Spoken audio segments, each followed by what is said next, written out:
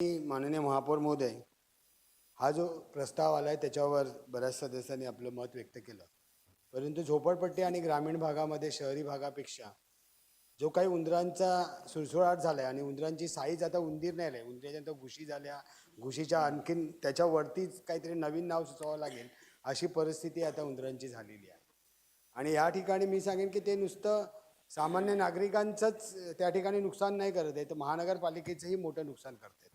त्या ठिकाणी असलेली गटारे असू द्या, मलनिर्सारण वाहिन्या ज्या काही चॉकअप होत आहेत गावांमध्ये किंवा झोपडपट्ट्यांमध्ये किंवा शहरांमध्ये, त्या ठिकाणी हे उंदीरच त्या ठिकाणी त्या पाईपांमध्ये ती घाण घेऊन जाऊन त्या ठिकाणी ठेवतात, घर बनवतात आणि त्या ठिकाणी आपल्या मग मलनिर्सारणच्या कर्मचाऱ्यांना त्याचा त्रास होत असतो. म्हणजे त्या प्लास्टिकच्या पिशव्या नेतात आणि ह्या ठिकाणी त्याच्यामुळे महानगरपालिकेच्या काही इमारती असू द्या, गटारं असू द्या, सेवरेज लाईन असू द्या, यांचंही मोठ्या प्रमाणात नुकसान होत असतं.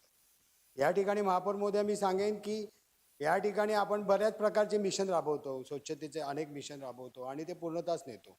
गेले अनेक वर्ष हे उंदरांचा आपण नायनाट करू शकलो नाही. अनेक वर्ष हे कॉन्ट्रॅक्ट चालू आहेत आणि त्या ठिकाणी समूळ नाश करण्यासाठी याची एक मोहीम घेतली पाहिजे की या ठिकाणी पूर्ण नाश होईल का. कारण आम्ही जेव्हा अधिकाऱ्यांना भेटतो तेव्हा ते वेगवेगळी सायंटिफिक कारणं आम्हाला सांगत असतात की 23 दिवसाचं सर्कल असतं, मग एकदा उंदराने औषध खाल्लं का मग ते 23 दिवसानंतर त्याला सवय होते, मग तो बरीच कारणं ते आम्हाला सांगत असतात. परंतु याच्यावरती अनेक मार्ग आता देश विदेशात आहेत, त्याचा अवलंब केला तरच या ठिकाणी ह्या उंदरांचा नायनाट त्या ठिकाणी करता येईल. आणि दुसरं महापौर महोदय मी आपल्या लक्षात आणून देईन की आम्ही जेव्हा महानगरपालिकेच्या अधिकाऱ्यांकडे कंप्लेंट करतो लेखी किंवा तोंडी किंवा मोबाईलवरनं, त्यावेळेला सकाळी 4 वाजता हा उंदीर दूध घराच्या बाहेर उभा असतो, बेल मारतो आणि उंदरं अशी 2 हातात घेऊन उभा असतो म्हणजे आम्हाला दाखवायला. तर त्या अनुषंगाने प्रशासनाने त्याची कारवाई केली पाहिजे, आम्हाला दाखवलं पाहिजे. आमचा असं काही नाही की आम्ही कंप्लेंट केली आहे, पण त्यांचा उद्देश हा वेगळा असतो की तुम्ही याची तक्रार करू नका.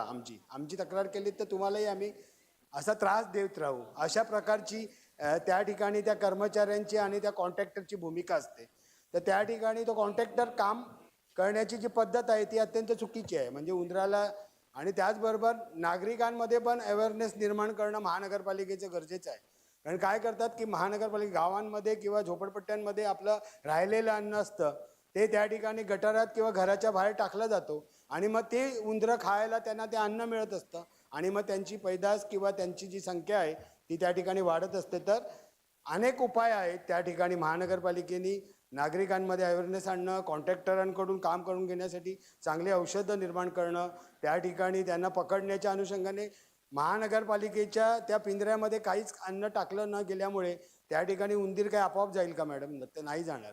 तर त्या अनुषंगाने ती फक्त उंदरं अशी पिंजरे ठेवून देतात किंवा नागरिकांना पिंजरं दिली जातात, तर त्याचाही काही उपयोग होत नाही. तर नवीन काहीतरी प्रणाली या ठिकाणी आणली पाहिजे आणि ठोस अशी भूमिका या ठिकाणी प्रशासनाने घेतली पाहिजे आणि पूर्णपणे हे मिशन पूर्णपणे चालवलं पाहिजे आणि 100% उंदरांचा नायनाट करण्याची मोहीम त्या ठिकाणी हाती घेतली पाहिजे असं माझं मी मत व्यक्त करेन.